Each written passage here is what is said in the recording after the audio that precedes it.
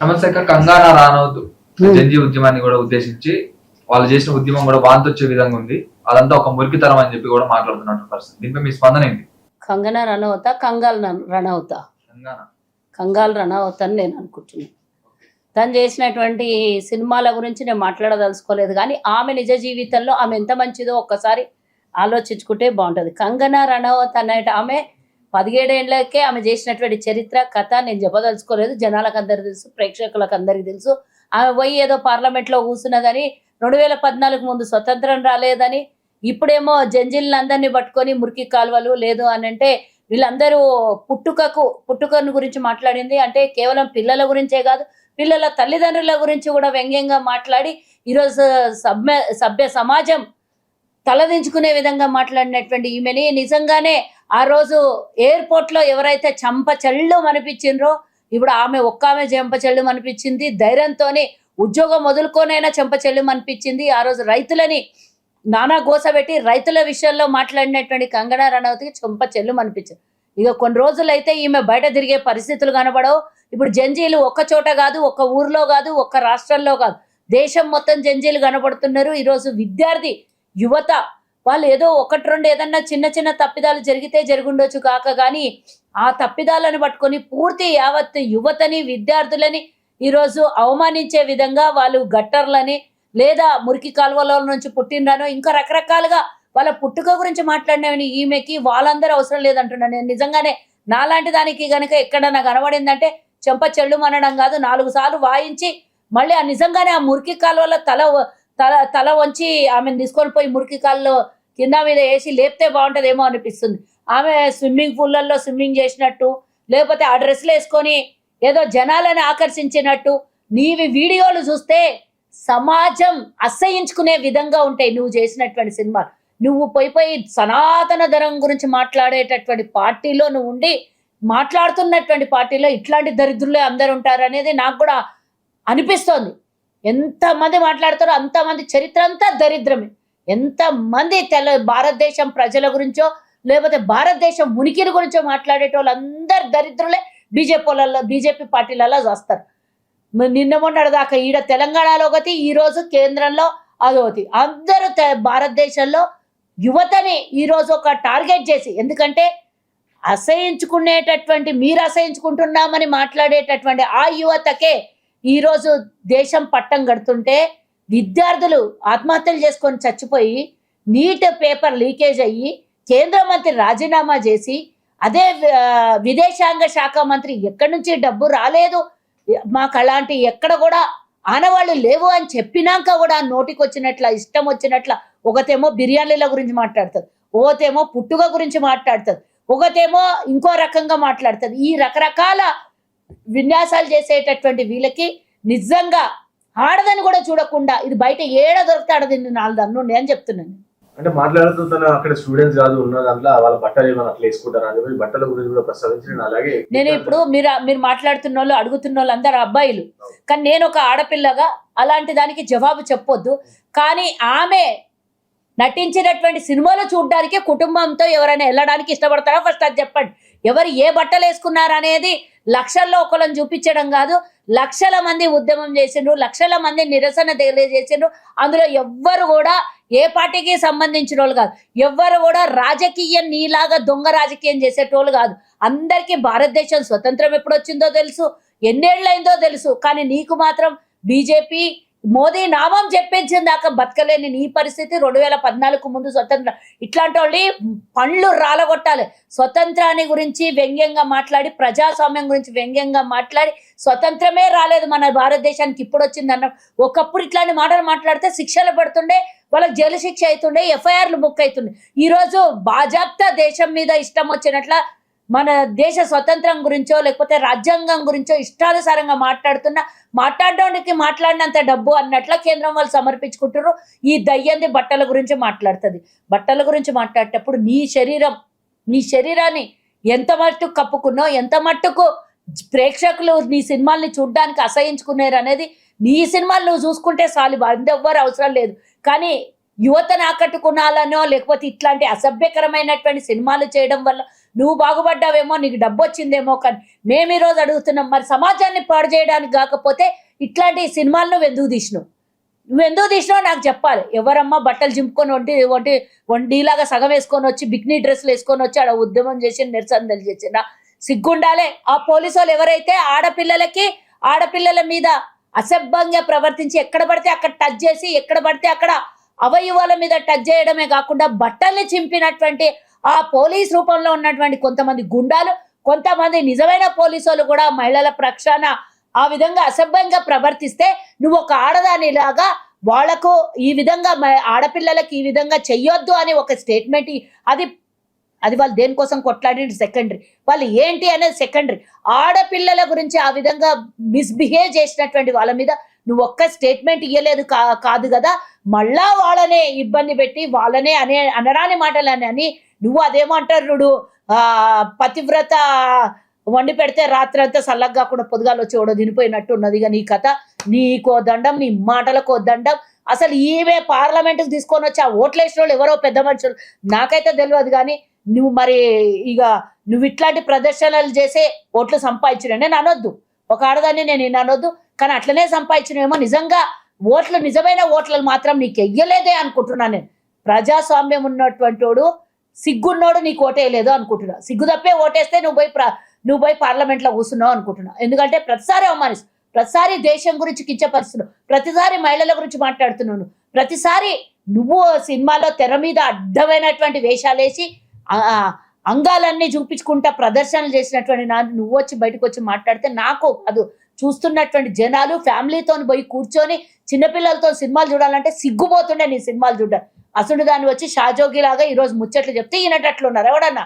First నువ్వు నిజంగా నట సావిత్రివో లేకపోతే నిజమైన సావిత్రి లాగానో ప్రవర్తించింటే నీకు ఒక రికార్డు అవార్డు ఏమని ఇస్తుండే. నువ్వే ఒంటి మీద బట్టలు లేకుండా నువ్వు చిన్న చిన్న పోగులు వేసుకొని తిరిగేదాన్ని నువ్వు మాట్లాడతావమ్మా. అంటే అక్కడ విద్యార్థులు ఎవరుతున్నారో వాళ్ళందరూ కూడా 20 నుంచి 30 ఏజ్ లోపల ఉన్నారు. అలాంటి వాళ్ళు ఇక ధర్నా చేస్తుంది స్కిల్స్ ఏమైనా నేర్చుకుంటే బాగుపడతారు. నేను 21 సంవత్సరాలకే 22, 23 సంవత్సరాలకు దేశం మీద కలెక్టర్లు అవుతున్నారు, ఐఏఎస్ ఆఫీసర్లు అవుతున్నారు, ఐపీఎస్ ఆఫీసర్లు అవుతున్నారు.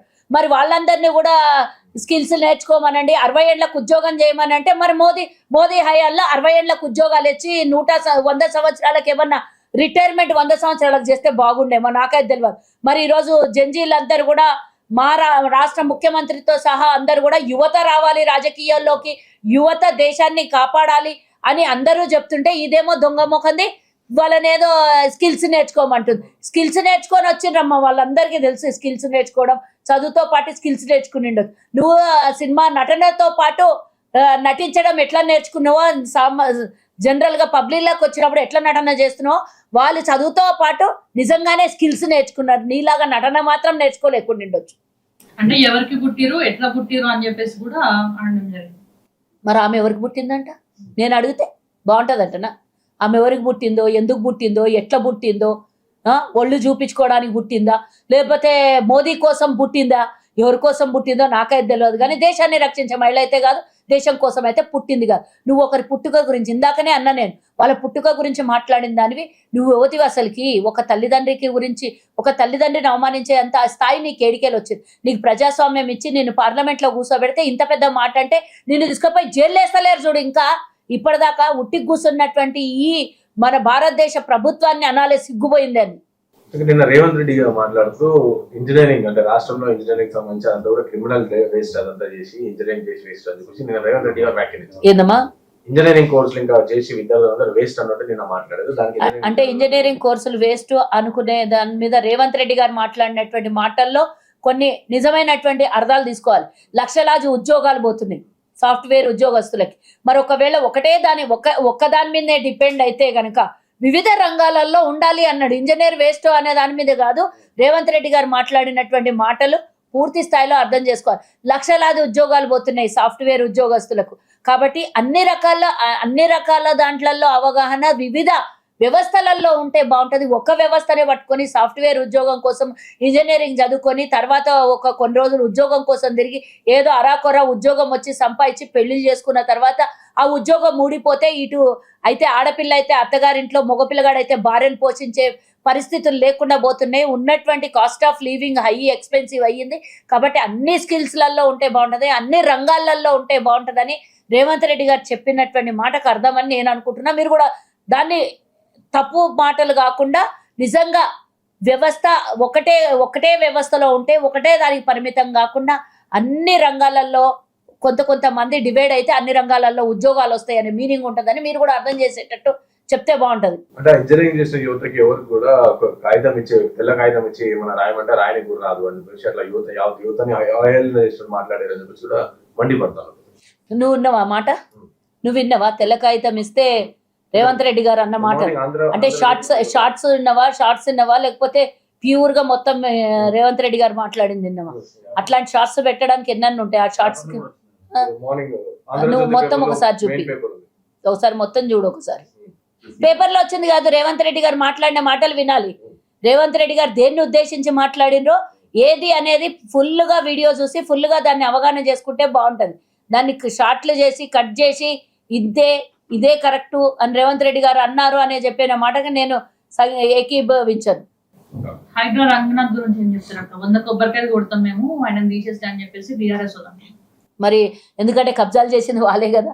ఆయన పోతే ఆయన కబ్జా కోరదు. ఇప్పుడు రంగనాథ్ ప్రభుత్వానికి పనిచేస్తున్నాడు, రంగనాథ్ వ్యక్తిగతంగా పనిచేస్తలేరు. రేవంత్ రెడ్డి గారు నియమించినటువంటి హైడ్రాకి కమిషనర్గా పనిచేస్తున్నటువంటి రంగనాథ్ ఇప్పటివరకే 1.5 కోట్ల రూపాయల ఆస్తులని తిరిగి వాపస్ ప్రభుత్వానికి అప్పజెప్పినటువంటి తరుణంలో ఎంతో మంది ఈరోజు చెరువులు, నాలాలు, కాల్వలు కబ్జా చేసుకుంటే వాటిల్ని ఈరోజు కబ్జాల నుంచి తొలగించి ప్రభుత్వ ఆస్తులు ప్రభుత్వాలకి, ప్రజలకు చెందాల్సినటువంటి వాగులు, వంతెనలు, చెరువులు లేదా మురికి కాలువల పక్కన కూడా కట్టుకున్నటువంటి దారుణాలు మనం చూస్తాం. అవన్నీ కూడా వ్యవస్థకి అడ్డంగా ఉన్నాయి, ప్రభుత్వానికి ప్రజలకి ఆటంకం కలిగిస్తున్నాయి అని నిజంగానే అందరూ అనుకుంటే ఎన్నో చోట్ల ఎన్నో కాలనీ లోపల నడచడానికి దారి లేదు. వాళ్ళ కాలనీ అపార్ట్మెంట్లు విల్లాసు గేటెడ్ కమ్యూనిటీ అన్నీ ఉంటాయి, కానీ పోవటానికి దారి లేకుండా మోరీలు నాలాలు కబ్జాలు చేసినటువంటి వ్యవస్థ మీద ఎంతో మంది వేలాది మంది ముందుకొచ్చి హైడ్రా జిందాబాద్ అన్నటువంటి మాటలు మనం వినాలి. కబ్జా కోర్లకు మాత్రమే హైడ్రా నచ్చదు. ఎందుకంటే హైడ్రా వద్దు అనుకునేవాడు ఎవడు వద్దు అనుకుంటాడు నాకు చెప్పు? హైడ్రా వద్దనుకునేవాడికి ఏముంటుంది? స్వలాభం తప్పించి వేరే ఉంటుందా? స్వలాభం ఆలోచించేవాడు తప్పించి ప్రజల పక్షాన న్యాయం పక్షాన మాట్లాడేటోడు ఎవరు కూడా హైడ్రాని వద్దనుకోరు. నాలాను ఈ విధంగానే కబ్జాలు చేసుకుంటూ పోతే ఇప్పటికే గొలుసుకట్టు చెరువులు మాయమైపోయినాయి, నాలాల చుట్టూ బిల్డింగ్లు వచ్చేసినాయి, అపార్ట్మెంట్లు లేచినాయి. రకరకాలుగా ఈరోజు నీటి చుక్క వస్తేనే వరదలై పొంగి గంటల తరబడి మన ప్రయాణాలకు ఇబ్బంది అవుతున్నాయి, వెహికల్స్ అన్ని జామ్ అయిపోతున్నాయి, రోడ్లన్నీ నీటి మట్టం అయిపోతున్నాయి. మరి ఇట్లానే ఉంటే గనక రేపు రాబోయే తరానికి ఇంకో 10 ఏళ్ళు అయిన తర్వాత హైదరాబాద్లో ఇండ్ల మధ్యలో నీళ్లు ఉంటాయేమో, ఇండ్ల మధ్యలో వెహికల్స్ ఆగిపోతాయేమో, కానీ రవాణా సౌకర్యాలు కానీ లేదా రోడ్డు కానీ కనబడకుండా నీళ్లు, దుమ్ము, చెత్త, పొల్యూషన్తో నిండిపోయేటటువంటి నగరాన్ని చూద్దామా? ఇప్పటికే 300 డివిజన్స్ హైదరాబాద్ నగరం మహానగరంగా పెరిగి పెద్దదైపోయింది. మీరు ఈ పెరిగి పెద్దదైనటువంటి మహానగరానికి లక్షలాది వెహికల్స్ వస్తాయి, లక్షలాది మంది ఉద్యోగాలకు వ్యాపారాలకు తిరిగేటటువంటి రోడ్లన్నీ బ్లాక్ అయిపోయి ఉంటే రేపు పొద్దున 10 ఏళ్ల తర్వాత జరగబోయేటటువంటి ఆటంకాలు, కష్టాలు, నష్టాలను అన్ని చూసి ఈరోజు హైడ్రా పనిచేస్తుంటే దాన్ని ఆటంకం వేస్తే మాత్రం ఆగదు అనుకుంటున్నా. కేవలం రంగనాథ్ ఒక్కడే మీకు టార్గెట్ అయితే హైడ్రా మాత్రం ఆగదు. రంగనాథ్ని టార్గెట్ చేసింటే కనుక ఎవరికైతే నచ్చని వాళ్ళు ఉంటారో రంగనాథ్ని టార్గెట్ చేసి ఉంటారు. హైడ్రా మాత్రం ఆగదు. ఎంతో మంది పెద్ద పెద్ద అంటే ఉద్యోగాలలో చేసి నిపుణులైనటువంటి వాళ్ళు ఉన్నారు. రంగనాథ్ కాకపోతే ఇంకో నాథ్ వస్తాడు తప్పించి హైడ్రా పని మాత్రం ఆగదు అని నేను అనుకుంటున్నా.